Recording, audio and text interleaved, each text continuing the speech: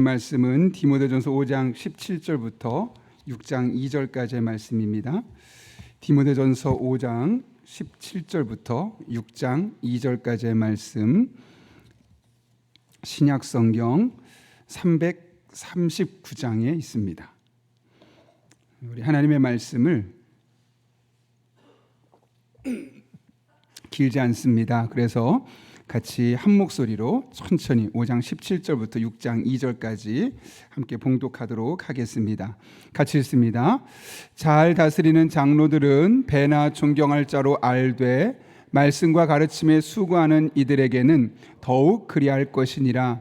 성경에 일렀으되 곡식을 밟아 파는 소의 입에 땅을 씌우지 말라 하였고 또 일꾼이 그 삭을 받는 것은 마땅하다 하였느니라. 장로에 대한 고발은 두세 증인이 없으면 받지 말 것이요 범죄한 자들은 모든 사람 앞에서 꾸짖어 나머지 사람들로 두려워하게 하라. 하나님은 그리스도 예수와 택하심을 받은 천사들 앞에서 내가 엄히 명하노니 너는 편견이 없이 이것들을 지켜 아무 일도 불공정하게 하지 말며 아무에게나 경솔히 안수하지 말고 다른 사람의 죄에 간섭하지 말며 내 자신을 지켜 정결하게 하라. 이제부터는 물만 마시지 말고 어떤 사람들의 죄는 밝히 드러나 먼저 심판에 나아가고 어떤 사람들의 죄는 그 뒤를 따르리니 이와 같이 선행도 밝히 드러나고 그렇지 아니한 것도 숨길 수 없느니라. 무릇 멍에 아래에 있는 종들은 자기 상전들을 범사에 마땅히 공경할 자로 알지니 이는 하나님의 이름과 교훈으로 비방을 받지 않게 하려 함이라. 믿는 상전이 있는 자들은 그 상전을 형제라고 가볍게 여기지 말고 더 잘 섬기게 하라. 이는 유업을 받는 자들이요 사랑을 받는 자들이라. 너는 이것들을 가르치고 권하라. 아멘. 함께 기도하고 말씀 나누도록 하겠습니다. 거룩하신 아버지 하나님, 늘 마주하는 토요일이지만 새벽이지만 이 토요일 새벽이 모든 사람이 다 경험할 수 있는 새벽은 아닌 것을 알게 됩니다. 그런 가운데 오늘도 우리를 주님 전에 불러주시고 기도할 마음을 주셔서 함께 기도할 수 있는 은혜 주신 것 진심으로 감사를 드립니다. 이 시간 우리들의 마음의 문을 활짝 열어주시고 선포되는 말씀이 내게 주시는 말씀으로 들려지게 하여 주시옵고 한마음이 되어 기도하며 나아갈 때 우리들의 삶을 새롭게 하시고 우리들의 삶의 현장이 역사하신 하나님을 경험하는 복된 시간 되게 하여 주옵소서. 이 시간도 친히 함께 하실 줄 믿사오며 예수님의 이름으로 기도하옵나이다. 아멘. 오늘 본문의 말씀은 교회 공동체를 구성하는 여러 사람들 중에 특별히 장로에 대해 하는 말씀입니다. 오늘 본문의 말씀을 굳이 나누게 된다면 17절부터 18절까지는 어떤 장로들을 우리가 존경할 것이냐에 대한 말씀을 나누고 또 19절부터 25절까지는 그런 가운데 장로들이 죄를 지었다면 그 죄에 대해서 어떻게 처리하고 치리해야 될 것인가에 대한 말씀을 우리에게 전해주고 있죠. 여기서 이 말씀을 구체적으로 살펴보기 전에 한 가지 정리할 것이 있습니다. 오늘 본문에서 말하는 장로는 도대체 누구인가라는 것이죠. 특별히 오늘 17절을 보면 이렇게 시작합니다. 잘 다스리는 장로들은 이라고 되어 있습니다. 복수형으로 되어 있죠. 그래서 당시에 이제 이 장로가 누구였는가, 그 당시의 관점이 중요한데요. 그 당시에는 나이와 관련해서 지도자급에 있었던 그런 위치에 있었던 사람들을 의미하고 특별히 이 당시는 교회 공동체에서 아주 중요한 역할을 감당했던 그런 사람들을 말합니다. 그래서 보통 이 디모데 전후서에서 장로들은 실제로 우리 오늘날의 한국교회에 있는 그런 장로들이기도 하지만 감독과도 동의였습니다. 그러니까 그 가운데 일반적인 행정적인 역할을 감당했던 장로들도 있고 또 말씀을 전하는 장로들도 있었습니다. 따로 목회자 이런 것은 없었고 당시 디모데나 바울이나 한 교회에 책임을 지는 사람이 있었지 목사와 장로를 크게 구별해서 사역했던 경우는 많지는 않았습니다. 그래서 때로는 감독이란 말로 목회자를 표현하기도 하고, 그래서 오늘 우리가 살펴볼 때 잘 다스리는 장로들은 할 때 이 장로들은 당시에 있었던 높은 나이가 좀 있으면서도 교회 안에 선한 영향력을 끼치고 있었던 그런 사람들을 의미하는 것이죠. 그런 의미에서 우리가 본문의 말씀 살펴보면 17절 한번 같이 읽었으면 좋겠는데요. 이렇게 이야기합니다. 같이 읽습니다. 시작. 잘 다스리는 장로들은 배나 존경할 자로 알되 말씀과 가르침에 수고하는 이들에게는 더욱 그러할 것이니라 라고 말합니다. 여기 오늘 17절에서 잘 다스리는 장로들을 배나 존경할 자로 알아라 라고 이야기하죠. 그런데 그런 사람이 누구니까? 그 중에 특별히 말씀 사역에 힘쓰는 이들을 위해서 그런 모습을 보여주라는 것이죠. 그러니까 그 당시에 장로라는 직급을 갖고 있었던 사람 중에 행정적으로 이 역할을 감당했던 사람이 있는 반면 하나님의 말씀을 전하는 일에, 하나님의 말씀을 가르치는 일에 그의 일생을 투입했던, 그래서 다른 직업을 갖지 않고 이 일만 했던 사람들이 있었다는 사실을 우리는 분명히 알 수 있죠. 근데 그들을 어떻게 하라고 말하냐면 배나 존경할 자로 알아라 라고 이야기합니다. 그러면 존경심을 2배로 하라는 건가? 아니, 같은 장로인데 말씀을 전하는 사람과 또 그냥 일상에 치대하고 교회 안에 공동체 있는 사람을 다르게 대하라는 건가? 라고 생각할 수 있습니다. 오해하지 말아야 할 것은 그 당시 얘기했던 것처럼 일상적인 의미에서 장로 역할을 감당했던 사람들은 자기의 직업을 갖고 있어서 여러분 오늘날 장로님처럼 본인의 일을 하면서 주일에 혹은 주중에 교회를 위해서 헌신했고 수고했던 분들입니다. 그러나 여기서 말씀 사역에 힘쓰는 사람들은 그런 사람들이 아니라 말씀 전하는 일, 말씀을 연구하고 말씀을 가르치고 말씀을 선포하는 일에 자신의 모든 시간을 들였던 전임 사역자를 의미합니다.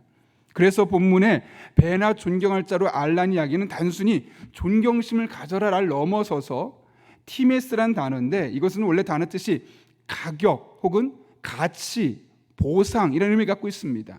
그 무슨 말이냐면 그 일에만 올인하는 사람들에게 보상을 해주라는 겁니다. 그 가격을 매겨주라는 거죠. 그래서 그 일에 올인할 수 있도록 하라는 것이죠. 그래서 우리가 여기서 말하는 그런 의미에서 이 17절을 말하는 잘 다스리는 장로들은 모든 장로들을 포괄하긴 하지만 그 뒤에 이어지는 말씀 보게 되면 특별히 말씀 전하는 사역자들을 의미하는 것이고 그들을 위해서 존경심을 보이되 실제로 존경하는 마음을 보이되 단순한 존경을 넘어서서 그들이 마침으로 자들이 맡겨진 그 섬기는 일에만 집중할 수 있도록 그들의 생계를 책임져 줘야 할 것을 말씀하고 있는 겁니다. 그런 의미에서 너무 어렵지만 않다면 교회 지도자들, 특별히 말씀 사역에 힘쓰는 지도자들이 돈을 사랑하지 않고 세상에 눈 돌리지 않고 이 사역에 올인할 수 있도록 경제적인 지원을 하는 것이 성경적으로 옳다는 사실을 오늘 본문은 우리에게 이야기하고 있는 것이죠. 그래서 여러분 사도 바울도 그래서 이렇게 말하지 않습니까? 갈라디아서 6장 6절 말씀인데 가르침을 받는 자는 가르치는 자와 모든 좋은 것을 함께 해라.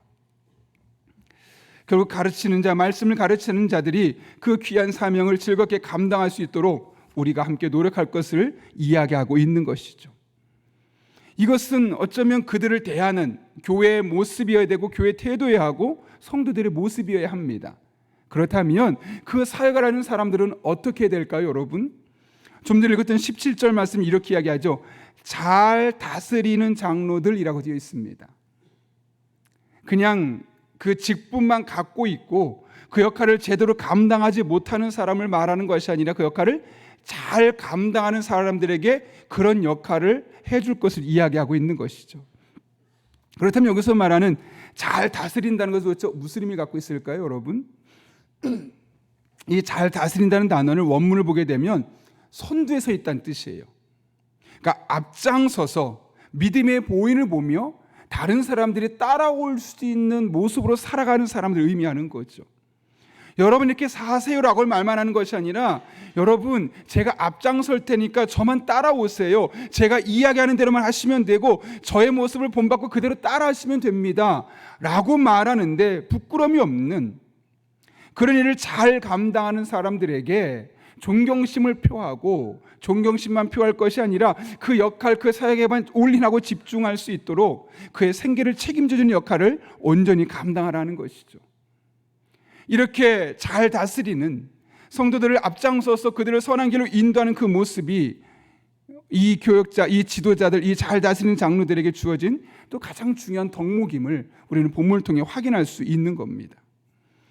선두에 서서 믿음의 본을 보이며 다른 사람들을 바른 길로 잘 인도하는 것, 그것이 잘 다스리는 장로들의 중요한 역할이죠.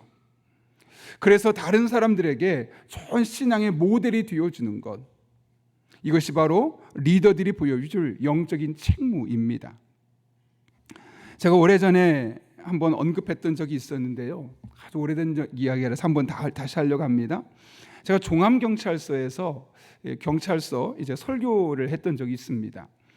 종암경찰서에서 가보게 되면 그 경찰분들이 점심 때가 되면 잠깐 시간을 할애해서 이제 예배를 드리는 겁니다. 그리고 나서 한 30-40분 예배를 드리고 나서 20분 동안 얼른 밥을 먹고 이제 다시 자기 일을 하러 가는 거죠.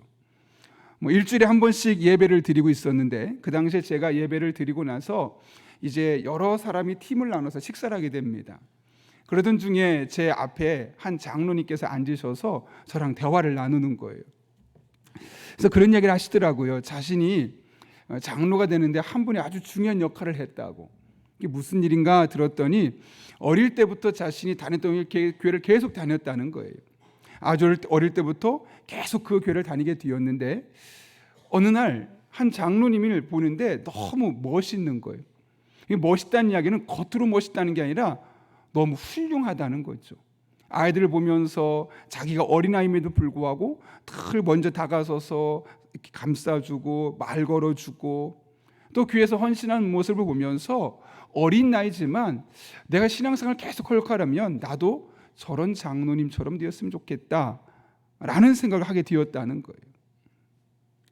그래서 그 장로님의 모습을 보면서 나도 그런 장로가 되었으면 좋겠다라고 해서 지금 장로가 되었고, 그때 그 장로님은 이제 원로 장로님이 되셨는데 자기는 지금 그럼 어떻게 살아야 될까, 그런 고민을 하고 있다는 거죠. 나도 그 당시 그 장로님의 모습을 보면서 지금 장로가 되었던 것처럼 나도 누군가에게 그런 모습을 보여줘서 우리 교회 학생들이, 우리 교회 청년들이 나의 모습을 보고 나도 교회 어른이 되어야겠다, 저런 장로님의 모습이 되어야겠다, 손가락질 받는 장로님이 아니라 존경받고 존중받고 나도 저 장로님 모습을 보면서 장로의 꿈을 꿀 수 있게 해주는 그런 장로가 되어야 되겠다 라는 생각을 하고, 또 누군가에게 그런 장로가 되기 위해서 노력하고 있다는 이야기를 들었습니다.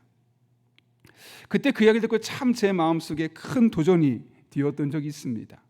그럼 한편으로 이런 생각 해봤습니다. 나는 목사인데 나는 과연 내게 좋은 목회적인 모델이 누가 있었을까? 사실 저 시골에서 저는 자랐는데 그 시골 교회에서는 참 목사님도 많이 힘드셨고 장로님이 2분 계셨는데 그 또한 장로님들도 그 농사를 지으면서 많이 힘든 상황 가운데 있었습니다. 그래서 그 목사님의 모습을 통해서 제가 큰 도전을 받지 못했었죠.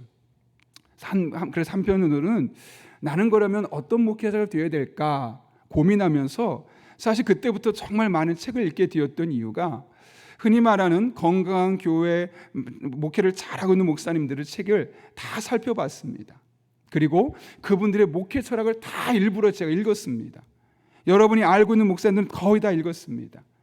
이재철 목사님이든 옥하는 목사님이든 이동호 목사님이든 여러분이 잘 알고 있는 하용주 목사님이든 그분이 갖고 있는 목회 철학이 다 책으로 한 권씩 나와 있는데 그 책들을 2번 읽고 3번 읽고, 또 제 책상에 가보게 되면 요만하게 그거를 10가지로 목회 10계명이라고 제가 요약까지 해서 저만의 목회적인 그런 나름들의 틀을 짜가지고 하고 있습니다. 여러분, 살다 보면 나에겐 모델이 없어, 나에겐 그런 사람이 없으니까 그냥 나는 열심히 살면 돼 라고 살 수 있지만, 한번 돌아보게 되면 꼭 나에게 직접적인 영향을 주지 못하더라도 내가 정말 좋은 영향을 받을 수 있는 분이 얼마나 많은지 모릅니다. 우리가 그런 분들의 삶을 계속해서 본받게 되어지고, 또 우리가 그들의 모습을 본받은 이후에는 누군가에게 그런 좋은 모델이 되어줄 수 있는 것 아니겠습니까? 그런 의미에서 목회자인 저는 그런 좋은 목사가 되어서 여러분들을 바른 길로 인도하는 것이고, 또 교회 안에 또 다른 의미의 장로님들은 많은 사람들이 있지만 나에게 좋은 모델이 없었지만 한번 살펴보는 겁니다. 이 시대 정말 좋은 장로의 모델은 누가 있을까 고민해보고, 또 내가 그런 장로가 되어서 교회를 섬기고 누군가 나의 모습을 보면서 나도 저런 장로가 되어야겠다 라고 결단할 수 있는 그런 모습을 우리가 보여줄 수 있다면 우리 교회는 건강한 교회로, 또 이 지역에 많은 영향을 줄 수 있는 그런 교회로 살아갈 수 있지 않겠습니까? 제가 예전에 참 한번 크게 상처받았다 할까요? 충격받았던 적이 있습니다. 우리 용인시에, 우리 용인 영락교회 부임하고 나서 이제 용인시청에 가서 설교를 하게 되었습니다. 설교가 끝나고 나서 이제 식사를 하게 되었는데, 그때 많은 분들이 모여서 이제 시청 공무원들이 예배 끝나고 그 식당에 7층인가 8층에 올라가서 이제 식사할 자리에 앉게 되었는데, 마침 우리 장로님 한 분도 계셨고 또 그 자리에 한두 분 장로님이, 다른 교회 장로님들이 계셨습니다. 그러면서 이제 저희 교회 장로님께서 저를 소개시켜 주셨습니다. 이번에 부임하신 저희 교회 목사님이시라고 했더니, 그 옆에 있던 한 장로님이 저희 교회보다 큰 교회예요. 우리 용인시에 있는 교회인데, 저를 보면서, 그 장로를 보면서 약간 무시하는 표정으로 그러시냐고, 저희 교회는 뭐 여기 장로인데 저희 교회는 뭐 이것도 하고 있고 이것도 하고 있고, 갑자기 본인 교회를 막 자랑을 하는 거예요. 그 모습 보면 너무 마음이 아픈 거죠. 아니, 지금 어떤 목사님을 소개하고 있고 그러면 대화의 주제가 그것이 돼야 되는데, 마치 경쟁하듯이 우리 교회는 좋은 교회, 우리 교회는 더 큰 교회고, 그 옆에 있던 장로님이 너무 무안해 하시는 거예요. 저 또한 그 모습을 보면서 그 교회가 그려지더라고요. 이 교회는 이 장로님의 모습만 보아도 별로 건강한 교회는 아니겠구나. 겉으로는 커지고 점점 성장하는 교회처럼 보일 수 있겠지만 그 교회가 갖고 있는 DNA는 별로 좋은 교회 모습은 아니겠구나. 나는 저런 교회를 세워가지 말아야지. 적어도 우리 교회 장로님들이 누군가 밖에서 다른 사람들을 만났을 때 저런 소리를 듣도록 하는 교회를 세워서는 안 되겠다 라고 굳게 결심했던 적이 있습니다. 여러분, 우리가 맡겨진 일들을 잘 다스리는 자가 되지 않겠습니까? 이것은 겉에서 잘하세요라고 말하는 것이 아니라 선두에 서서 믿음의 본을 보이며 다른 사람들을 바른 길로 잘 인도할 수 있는 역할을 말씀하는 거죠. 여러분, 우리 한 사람 한 사람이 그런 역할을 감당할 수 있는 분들 될 수 있기를 바랍니다. 무엇보다 목회자인 저가, 또 우리 교회를 섬기는 장로님들이 그런 장로님들, 그런 목회자들이 될 수 있기를 여러분 기회해 줄 수 있기를 부탁드리고, 그래서 우리 교회가 보다 건강한 교회로 든든히 세워질 수 있기를 예수님의 이름으로 축원합니다. 이어지는 말씀 보게 되면, 그렇다면 교회에서 이런 장로들의 허물들을 어떻게 처리해야 되는지를 우리에게 이야기하고 있습니다. 여러분 19절 말씀 같이 한번 읽어볼까요? 19절 읽습니다. 시작.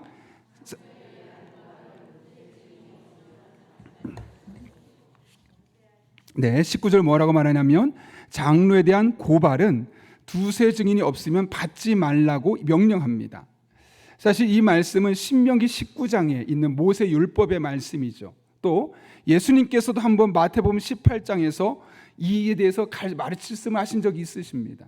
그러니까 구약의 말씀을 예수님께서 한 번 해석하셨고, 오늘 본문에서는 사도 바울이 한 번 더 이야기하고 있는데, 신기한 것은 신명기 19장의 말씀은 예수님을 그대로 가져왔다면 사도 바울은 그것을 적용을 약간 다르게 하고 있다는 거죠. 예컨대 모세율법과 예수님은 죄를 확정하는 순간, 그러니까 이 사람이 정말 죄가 있느냐 없느냐를 확정하는 순간에, 그 과정에 이렇게 말합니다. 두세 증인의 입으로 확증하게 해라. 죄가 있는지 없는지를 분명하게 밝히라. 그렇게 이야기를 합니다. 그런데 오늘 본문에서 사도 바울은 확실한 증거가 있기 전에는 아예 고발 자체를 받지 말라고 이야기합니다. 본문 19절 말씀 보십시오. 이렇게 말하죠. 장로에 대한 고발은 두세 증인이 없으면 받지 말 것이요. 이게 무슨 말일까요, 여러분? 확실하지 않다면, 즉 한 사람의 일방적인 주장만 듣거나 혹은 심증만으로 지도자에게 허물을 묻지 말라는 거죠. 왜? 그렇게 되었을 때 그의 실추된 명예를 회복할 수가 없게 되고, 그랬을 때 교회가 건강성을 훼손할 수 있다는 겁니다. 여러분, 이런 일은 얼마든지 누구나 할 수 있지 않습니까? 실제로 한 10여 년 전쯤에 신천지에서 어떤 일을 했냐면 교회를 대상으로 와서 산 옮기기라는 전략을 썼습니다. 그게 뭐냐면 한 사람이 교회 안에 들어옵니다. 그리고 열심히 교회 사역을 해나갑니다. 그러다 어느 순간 갑자기 목사님이 이상한 일을 했다고, 이상한 행동을 했다고 말하면서 성적으로 몰아가고, 우리가 흔히 말하는 일상의 삶에서 꽃뱀이라고 이야기했던 것처럼 실제로 목사님이 그런 일을 하지 않았음에도 불구하고 목사님이 나한테 성추행했다고, 그래서 교회들을 많이 어렵게 했었습니다. 물론 단둘이 있었던 자리에서 목사님이 그런 행위를 안 했음에도 불구하고 그 여성이 유혹하는 과정을 통해서 그런 비슷한 모습이 있었기도 했고, 실제로 그렇게 넘어간 목사님도 있었지만 그 한 사람에 의해서 흔들렸던 교회들이 너무나 많습니다. 단순히 목회자만 그만두고 떠난 것이 아니라 나중에 그 사람들이 한 명, 두 명 모이게 되어서 그 교회를 아예 점령을 해서 일반적인 교회를, 일상적인 교회를 신천지 교회로 바꿔가는 산 옮기기 전략. 그들이 교회 안에 들어와서 이 건강했던 교회를 이상한 그들의 신천지 교회로 만들었던 일들이 10여 년 전에 얼마나 많이 있었는지 여러분들 많이 들어보셨을 겁니다.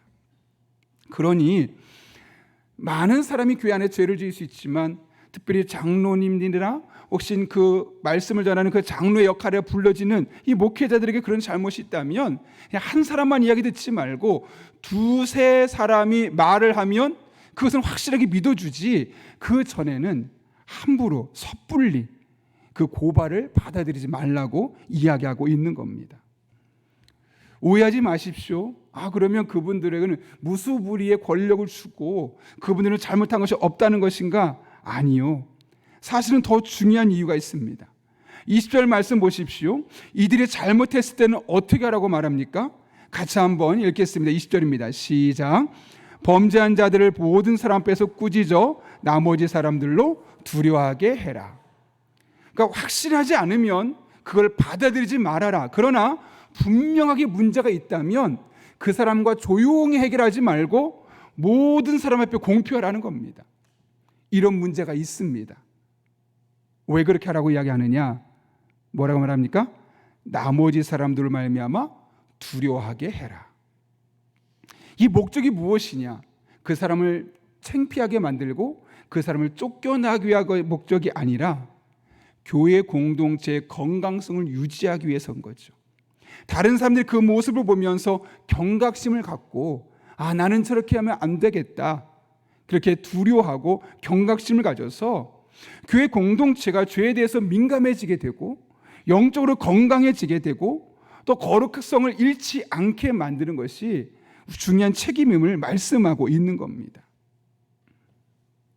징계가 목적이 아니라 교회가 온전해지는 것이 목적이고, 교회가 건강해지는 것이 목적이고, 안정되는 것이 목적이고, 거룩해지는 것이 가장 중요한 목적이라는 것이죠. 왜 그러냐면 교회의 거룩성과 건강성은 곧 성도들의 영적인 건강과 일상의 안녕을 좌우하는 그들의 일상과 직결됐기 때문에 그렇습니다. 필립 얀시가 쓴 교회 나의 고민 나의 사랑이라는 제목의 책이 있죠. 아주 오래된 책인데 정말 좋은 책입니다. 필립 얀시에게 있어서 교회는 그의 고민거리이기도 했고 또 한편으로는 사랑거리이기도 했다는 거죠. 이것은 결코 다른 말이 아닙니다. 그가 왜 교회를 놓고 고민하게 되었을까요, 여러분? 그 교회, 그가 섬겼던 교회, 어릴 때부터 섬겼던 그 교회는 큰 문제가 있었던 겁니다. 그 교회 모습을 보면서 이 교회는 왜 이렇게 건강하지 못할까? 이 교회는 왜 문제가 있을까?